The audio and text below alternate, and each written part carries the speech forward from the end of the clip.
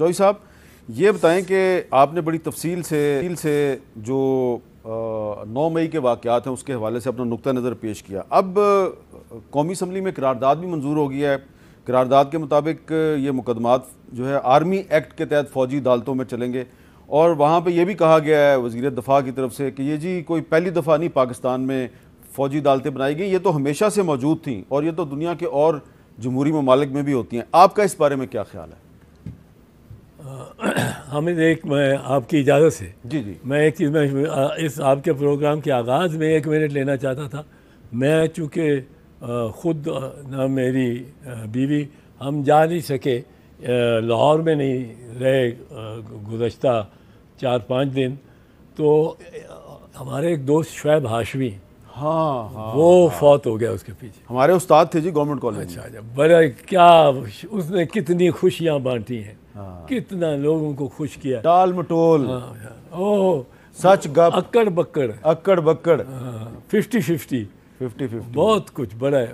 پر میں اس کا ذکر کرنا چاہتا تھا. اب اچھا ہوا آپ نے ذکر کر دیا. کل میں انشاءاللہ لاہور جا کے، اور تو اس کا مطلب ہے کہ جب یہ 9 مئی کے واقعات ہوئے تو آپ لاہور میں نہیں تھے؟ 9 مئی کے واقعات نہیں، وہ تو کافی دیر. اچھا چلیں، تو یہ فوجی عدالتوں کے بارے میں آپ بتائیں. فوجی عدالتوں کے بارے میں ایک چیز آپ کو یہ بتاؤں کہ فوجی عدالتیں پاکستان کے ہمارے آئین کے تحت نہیں لگ سکتی. اچھا، یہ آئین کے مطابق نہیں لگ سکتی؟ آئین کی اس پہ تشریح جو ہے وہ ایک سپریم کورٹ کا فیصلہ ہے 1999 کا، 1999 کا لیاقت علی، ایک 98 کا ہے محرم علی، اور یہ دونوں انہوں نے بلاسٹ کیے تھے. اور اس وقت فوجی عدالتیں فوجیوں کو یہ معمور کر کے عدالتیں لگا کے اور ان کو کنوکشنز ہوئی تھی، سزائیں ہوئی تھیں. سپریم کورٹ میں جب معاملہ انہوں نے ریٹے کر دی سزاؤں کے خلاف، سپریم کورٹ میں آئے تو سپریم کورٹ نے کہا پاکستان کے آئین کے تحت فوجی عدالت کا بنائی نہیں جا سکتی، لگائی نہیں جا سکتی. اب یہ قانون ہے. بیچ میں آ گیا 2014 میں 21ویں آئینی ترمیم. جی، وہ کس وجہ سے آئی؟ 2014 میں 16 دسمبر کو اے پی ایس پشاور کا واقعہ ہو گیا. بڑی قوم بھی بہت اس پہ پشیمان تھی، بہت دکھ تھا، غم تھا، اور لوگوں نے کہا لگاؤ فوجی عدالتیں، ان کے جو پکڑو وہ فوجی عدالتوں. اب فوجی عدالت تو لگ نہیں تھی سکتی آئین کے تحت. سو آئین میں 21ویں آئینی ترمیم کی گئی، اور اس میں ایک سن سیٹ کلاز رکھی گئی. اس کو کہتے ہیں سن سیٹ کلاز، کہ وہ اس کا میعاد مقرر رکھے تھے. وہ خیر پھر 23ویں ترمیم کے بعد کی، جب اس کی میعاد 2017 میں ختم ہوئی تو پھر اس میں 23ویں ترمیم کے ذریعے اس کو آگے 2019 میں وہ جو گنجائش تھی وہ ختم ہو گئی. ٹھیک ہے. اب آئین میں ترمیم کے بغیر یہ، لیکن چوئی صاحب یہاں پہ ایک سوال ہے میرے سامنے اس وقت، فیکٹس اینڈ فگرز ہیں.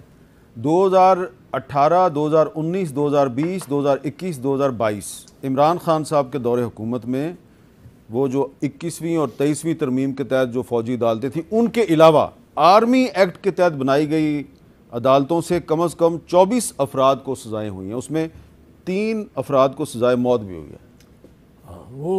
وہ آرمی ایکٹ کے تحت سیکشن 21D ہے جی، جس میں ترمیم کی گئی تھی 30 سال پہلے، 1900 بلکہ زیادہ 1974-75 میں، کہ اس میں ایسا سویلین جو کسی فوجی کو، حاضر سروس فوجی کو، اس کی اپنی وفاداری، محب الوطنی یا وفاداری سے بہکا رہا ہو، وہ بھی ٹرائی ہو سکے. یا اس نے کسی سویلین نے کسی فوجی تنصیب پہ حملہ کیا ہو.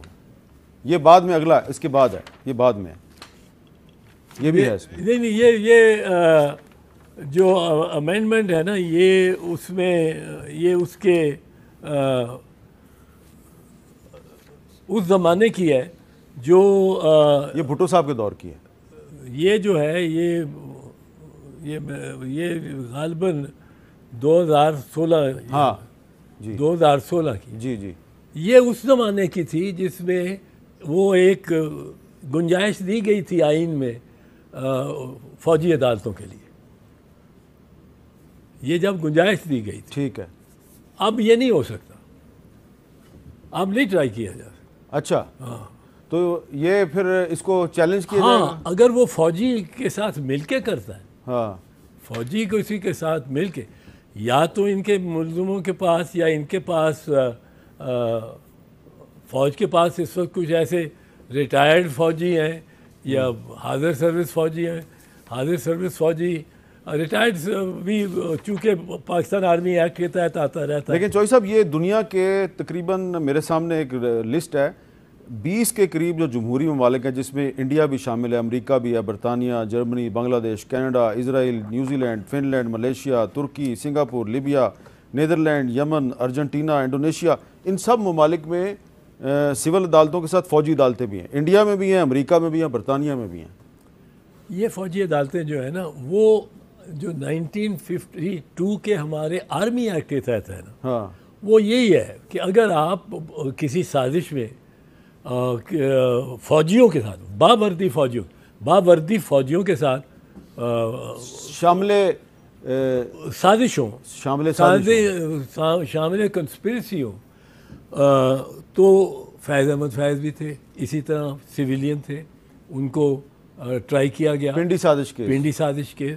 اچھا پھر یہ جس طرح رضا کاظم ہمارے ایک وکیل ہیں بڑے, ان کو فوجیوں کے ساتھ ٹرائی کیا گیا.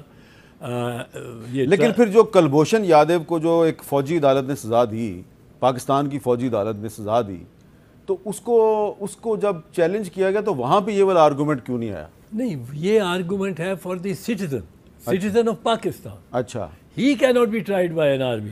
Idris Khattak is a citizen of Pakistan, Hassan Askari is a citizen of Pakistan. ان کو جب فوجی عدالت نے سزا دی اور وہ سزا کو چیلنج کیا گیا ہائی کورٹس میں, وہ اس کی درخواست ہی نہیں سنتے. وہ یہ واقعات جو ہیں, یہ تو میں آپ کو نام بتا رہا ہوں. نہیں, یہ ادریس خٹک اور حسن عسکری صاحب ایک فوجی افسر کے برخوردار تھے. انہوں نے صرف جنرل باجوہ صاحب کو خط لکھا تھا جس میں کچھ ان سے سوالات کیے, تو وہ خط لکھنے پہ ان کو آرمی ایکٹ کے تحت سزا دے دی گئی. یہ خط لکھنے پہ آپ اٹیمپٹ کر رہے ہیں کہ اس فوجی کو اپنی ڈیوٹی اور اپنی وفاداری سے تو یہ جو عمران خان کہتا ہے کہ نیوٹرل جو ہے وہ نیوٹرل نہیں ہو سکتا, وہ تو صرف جانور نیوٹرل ہوتا ہے, تو یہ فوجی کو سیاست میں مداخلت کی دعوت نہیں ہے؟ بالکل دعوت ہے, اور عمران خان نے بھی دعوت دی ہے, اور نواز شریف نے بھی دعوت دی ہے, برملاق دی ہے. اور گجرانوالہ کی تقریر جو تھی وہ یہ صرف نہیں تھی کہ آپ کو جواب دینا ہوگا, اس کا مقصد تھا کہ آپ جو کام آپ نے کیا ہے وہ غلط کیا ہے, اور ہمارے ساتھ آپ رہتے تو ٹھیک تھا.